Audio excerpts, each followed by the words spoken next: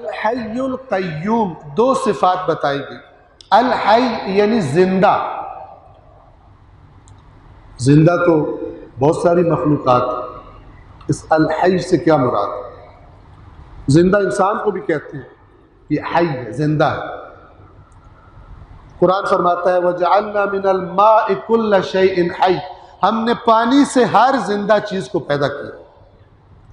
پانی کے بغیر حیات، زندگی نہیں چل سکتی. تو پھر کیا فرق ہے؟ ایک بنیادی بات یہاں پہ میں پہلے عرض کر دوں توحید کی بحث کے بارے میں، اس کو یاد رکھیے گا تاکہ دھوکہ نہ کھائیں، ہوشیار رہیں.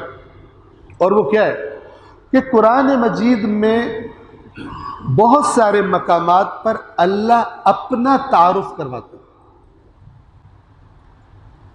امام جعفر صادق علیہ السلام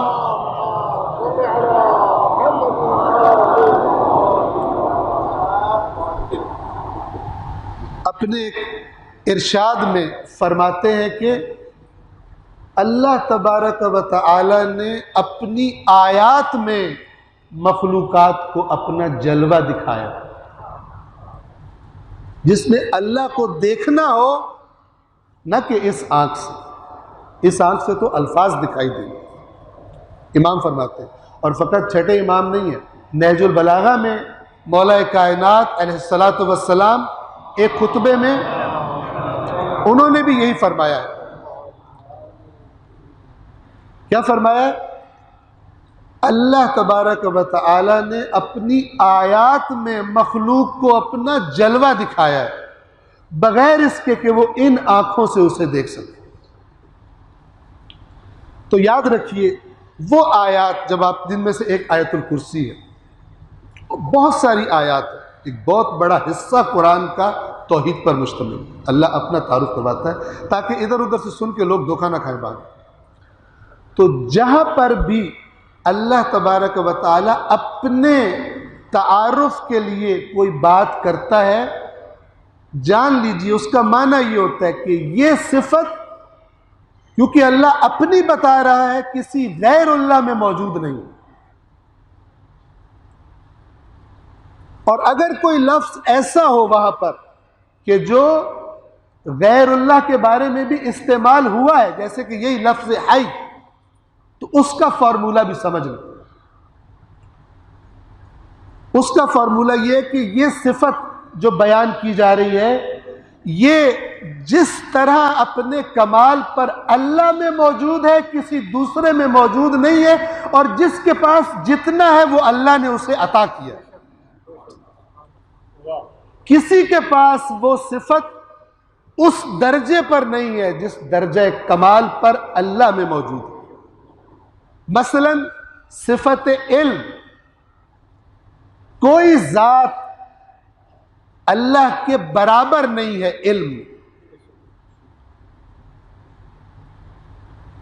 تمام عالموں سے لے کر اور اللہ کے بعد سب سے بڑے عالم رسول اللہ اور اہل بیت اطہار تک بہت زیادہ عطا کیا اللہ نے، لیکن کوئی اللہ کے برابر نہیں. یسألونک عن الساعہ، اے رسول آپ سے قیامت کے بارے میں پوچھتے ہیں. قل انما علمها عند اللہ، اے رسول آپ ان کو جواب دیجئے اس کا علم صرف اللہ کے پاس ہے، میں بھی نہیں جانتا. بس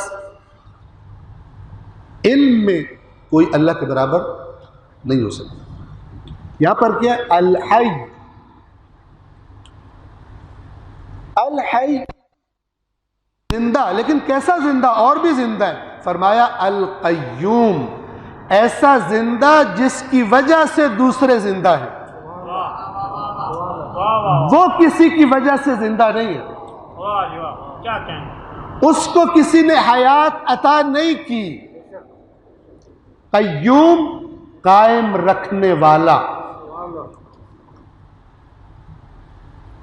جہاں بھی زندگی نظر آتی ہے وہ اللہ کی عطا ہے.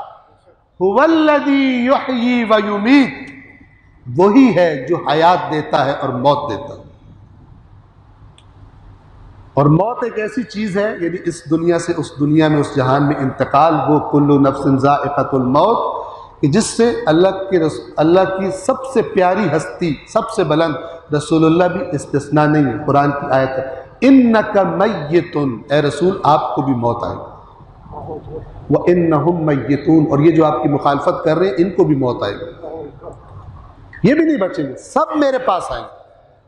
یہ کس بات پر خوش ہو رہے ہیں کہ یہ عنقریب دنیا سے چلا جائے گا؟ افإن مت فہم الخالدون، کیا اگر آپ کو موت آ گئی تو یہ ہمیشہ رہیں گے؟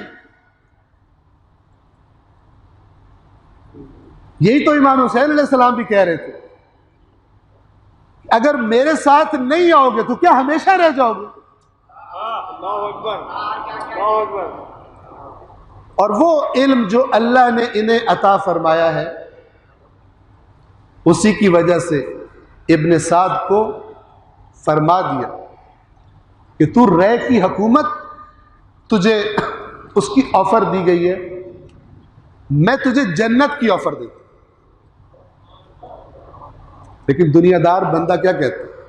اس نے کچھ شعر پڑھے تھے، اور ان شعروں کا لب لباب یہ تھا کہ ایک طرف رے کی حکومت ہے اور ایک طرف حسین جنت کا وعدہ کر رہے ہیں. رے کی حکومت نقد ہے اور جنت ادھار ہے. کون سا بے وقوف تاجر ہوگا جو نقد سودا چھوڑ کے ادھار کرے؟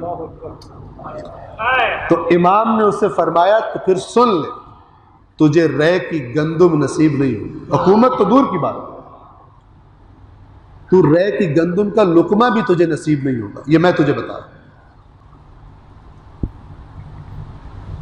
بس الحی عام زندہ نہیں، وہ زندہ کہ جس کی وجہ سے باقی زندہ ہے.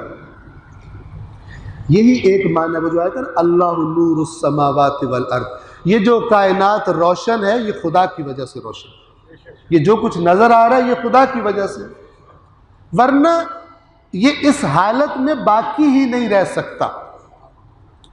قرآن نے فرمایا ان اللہ یمسک السماوات والارض ان تزولا، بے شک یہ اللہ ہے جس نے تھام کے رکھا ہوا ہے آسمانوں اور زمین کو کہ یہ زائل نہیں ہوتے، ختم نہیں ہوتے. وَلَئِن زَالَتَا، اور اگر خدا چھوڑے اور یہ زائل ہونے لگے، ان امسکہما من بعدہ من احد، تو اللہ کے سوا کوئی واحد ایسا نہیں ہے کہ جو اس کائنات کو تھام لے اور یہ بچ جائے.